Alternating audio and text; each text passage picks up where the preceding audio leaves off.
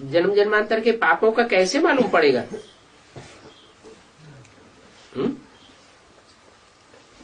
How will we come to know of the sins of many births? इसके ऊपर जन्म जन्मांतर के पापों का बोझा ज्यादा है, इसके ऊपर जन्म जन्मांतर के पापों का बोझा कम है, ये कैसे पता चलेगा? There is more burden of sins of many births on this one, and there is less burden of sins of many births on this one. How will we come to know this? है?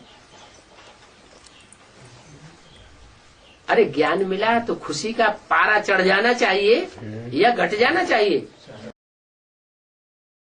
Array, if someone has received the knowledge, then should the mercury of joy rise or should it fall? चढ़ जाना चाहिए। भक्ति मार्ग में कहते हैं सन्मुख होय जीव मोहि जबहि और जन्म कोटि अघ नाश है तबहि। It should rise. In the path of bhakti it is said, सन्मुख होय जीव मोहि जबहि और जन्म कोटि अघ नाश ही तबहि। That is, only when the living being comes face to face with me, the sins of many births are destroyed. तो भगवान मिला है तो एकदम खुशी का पारा चढ़ जाए। So, if someone has found God, the mercury of joy should rise immediately. इतना चढ़े कि जब तक ज्ञान में चले वो शुरुआत की बात याद आती रहे। It should rise to such an extent that as long as we follow the path of knowledge, we should keep remembering this fact about the beginning.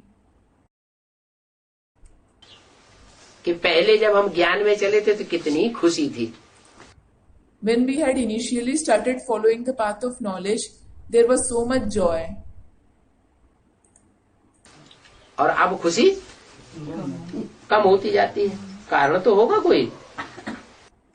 But now the joy goes on decreasing. There must be some reason. क्या कारण बनता है? What is the reason? है? कारण यही बनता है कि बाप जो श्रीमत देते हैं उस श्रीमत में अपनी मनमत मिक्स होती रहती है और मनुष्यों की मत पर चल पड़ते हैं। The reason is that the opinion of our mind keeps getting mixed with the Srimad that the Father gives, and we start following the opinion of the human beings. कुछ न कुछ पाप कर्म करते जाते हैं, 100 गुना बोझा चढ़ता जाता है, अवस्था नीचे गिरती जाती है। We keep committing some or the other sin. 100 times burden of sins keep accumulating. The stage keeps falling. तो इसके लिए फिर योग चाहिए। So, yoga is required for this.